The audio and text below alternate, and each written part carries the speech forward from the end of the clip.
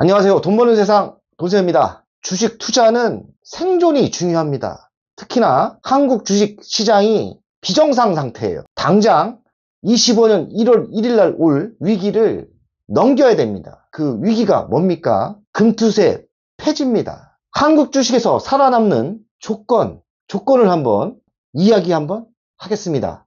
당장 몇 개월 안에 올 위기는 금투세라 생각합니다. 민주당이 억지 부리면서 실행하는 금투세 실행도 안 했는데 뭔 걱정이냐? 벌써 하락을 하고 있고요. 민주당이 총선에서 대승을 하면서 주식시장이 좋았습니까? 지옥도 맛봤고, 저는 금투세가 어느 정도 차지했다고 생각합니다. 금투세 폐지 없이는 대한민국 주식시장에서 살아남기가 개인들은 너무나 힘든 거예요. 아무리 실력이 좋다 해도 주식 투자는 확률입니다. 확률에 떨어지는데 어찌 시장에서 살아남습니까? 돈세형도 사실 살아남기 힘들어요. 저도 지금 깨지고 있지 않습니까? 잘 버티고 있다가 월요일 지옥의 하락을 맛볼 때 엄청나게 깨졌죠. 저는 그 원인이 그 정도 하락하면 안 됐거든요.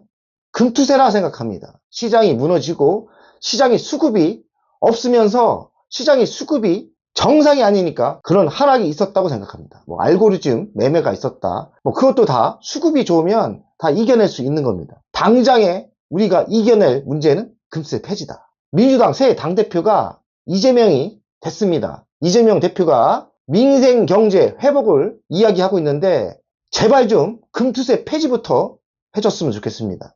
아마 안 할 거예요. 자기들 자존심이 있기 때문에 금투세 폐지는 안 하고 유예로 갈 겁니다. 유예를 가면 한 2년 정도 갈 건데 그래도 유예라도 우리는 받아야 됩니다. 유예라도 당장 해야 이 위기, 개인들이 거지되는 이 분위기를 막을 수 있는 거예요. 저는 민주당 당대표 이재명 대표님 축하드리고 꼭 민생경제 회복 첫 번째를 금투세 폐지를 부탁합니다. 이재명 대표님 제발 부탁합니다.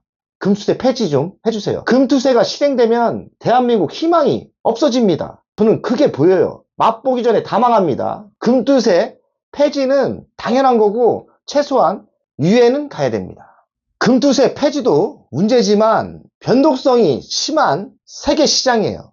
여러 가지 문제가 있죠. 악재가 좀 있어요. 전쟁도 있고 아래 공포, 경기 침체 위기도 있고요. 개인마다 이 위기를 이기려면 현금을 만들어라. 적당히 중단타를 치면서 이런 위기 그리고 변동성이 심한 시기는 너무 욕심내지 마시고 적당히 완급 조절을 하면서 현금을 가져갔으면 좋겠습니다. 종합주가가 2700선 바닥에선 꽤 올라온 거예요.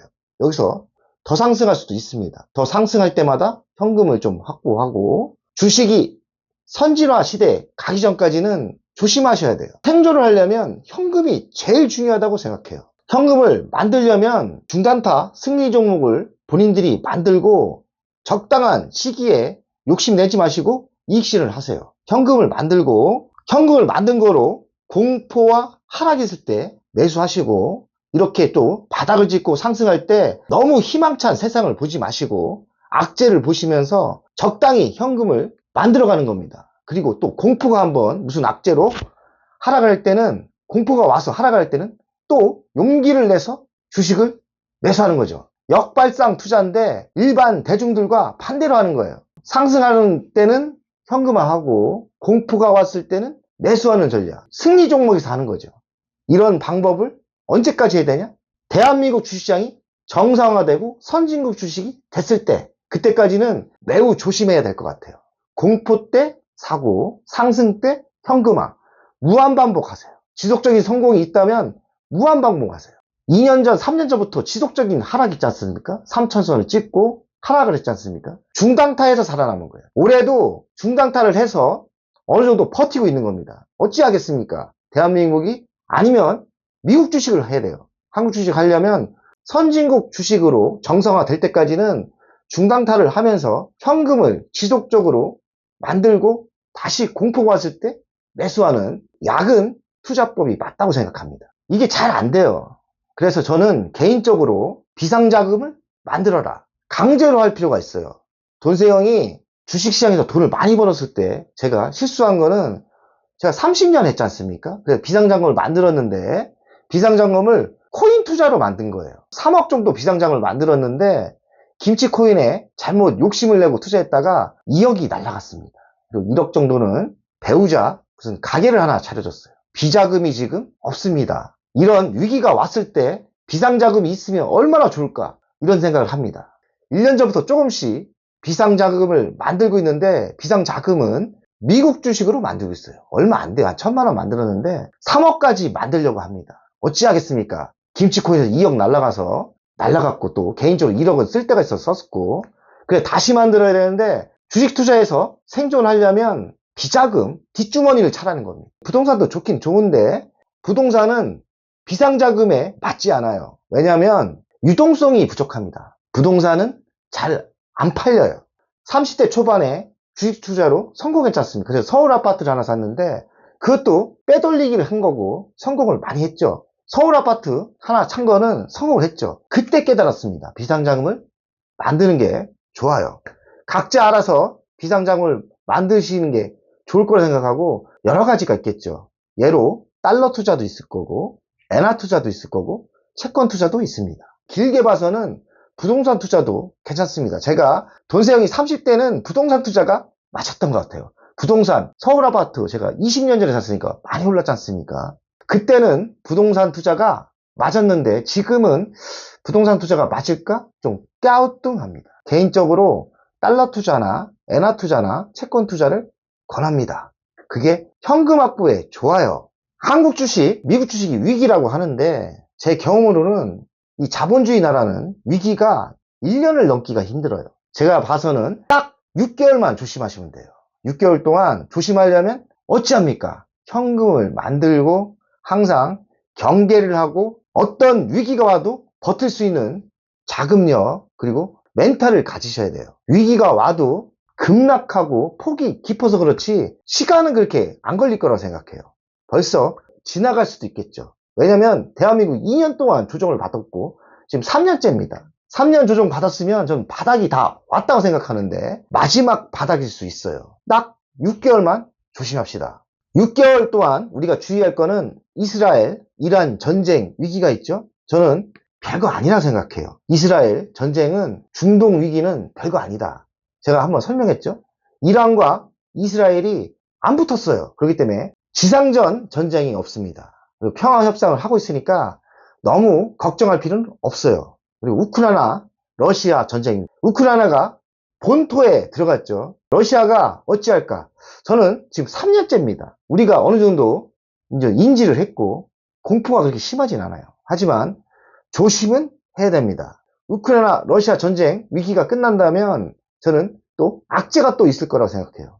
그게 다 끝난 건 아니죠. 그 악재 뭡니까? 미국의 경기 침체, 아래 공포, 경기 침체 공포가 가장 무서운 거예요. 한번 살짝 올 수도 있고 진짜 깊게 온다 그러면 주식시장 버티기 힘듭니다. 저는 제일 무서운 게 미국 경기 침체예요. 아직까지 데이터 분석을 할 때 미국의 경기 침체는 심하지 않을 것 같아요. 그러면서 자연스럽게 금리가 내려가면서 다시 유동성 장세가 올 때는 우리는 그냥 편히 투자하면 됩니다. 금리가 내려가면서 유동성이 풍부해지면 그냥 편한 투자를 하면 돼요. 그때는 진짜 주식시장이 거저먹기가 될 거예요. 그때까지 우리는 버티고 기다려야 됩니다. 엔화가 급등을 하면서 악재였는데 이것도 단기적인 악재인 것 같아요. 그렇게 급격히 상승할 건 없을 것 같아요. 그래도 엔캐리 청산 이 위기는 지켜볼 필요가 있죠. 지금까지는 부정적인 이야기를 했는데 우리가 주식 투자하려는 이유는 뭡니까? 부자가 되기 위해서예요. 주식으로 부자 되기는 사실 힘들어요. 중상층은 아무나 되는 겁니다. 최소한 우리가 돈세영 가족들은 중상층이 돼야 돼요. 그렇게 생존할 수만 있다면 분명히 자본주의 나라는 우상향으로 상승합니다. 그거는 정의입니다. 정답이에요. 다만 중간중간에 태풍이 치고 파도가 치는 거예요. 그 파도를 이기는 사람이 주식시장에서 중상층이 되고 부자가 됩니다. 근데 투자 원칙이 있어야죠. 투자 원칙에 가장 안전한 투자는 저는 성장 배당주 투자라고 생각해요. 성장 배당주 투자를 하면서 햄버거 투자 전략을 하고 크게 먹으라는 거죠. 햄버거 투자는 배당 나온 거로 새끼치기, 송아지 투자법을 병행하는 겁니다. 주식수를 늘리는 거예요. 주식수 늘리는 사람이 결국엔 부자가 됩니다. 성장 배당주는 뭐냐? 3년 뒤에 10% 정도 배당 줄 주식을 찾는 거예요. 10% 대단한 겁니다. 배당 이자가 10%. 그런 주식이 없을 것 같습니까? 미국에는 별로 없어요. 한국 주식 투자를 하는 이유는 성장 배당주가 있는 나라는 저는 한국이라 생각합니다. 그 이유가 성장 배당주를 공부하면 아실 거예요. 너무나 저평가이기 때문입니다. 그만큼 배당을 줄 여유가 있는 회사가 많아요. 예로 L전자, 우선주. 보통주로 10% 먹긴 힘들어요. 우선주는 배당이 2배이기 때문에 L전자, 우선주 3년 뒤에 배당이 10% 될 수 있습니다. 올해 4% 정도 주고 있는 걸로 알고 있고요. 하나사무비. 하나사무비도 하나의 우선주입니다.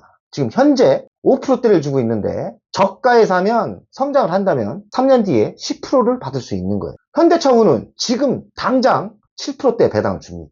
저는 현대차를 투자 안 하는 이유가 자동차 경기를 잘 못 맞추겠어요. 하지만 배당주로는 현대차 우선주가 대한민국에서 최고이지 않나. 제가 생각을 바꾸고 여유가 있다면 현대차 우선주도 매수하는 것도 좋을 것 같아요. 왜냐면 현대차 우선주 지금 당장 7%대 배당을 줍니다. 이런 주식이 어디 있습니까? 그만큼 대한민국 주식이 저평가인 겁니다. 그리고 LX세미콘 한 4%대 주는데 얘네가 만약 성장을 한다면 제가 많이 받을 때는 12% 배당을 받았으니까요.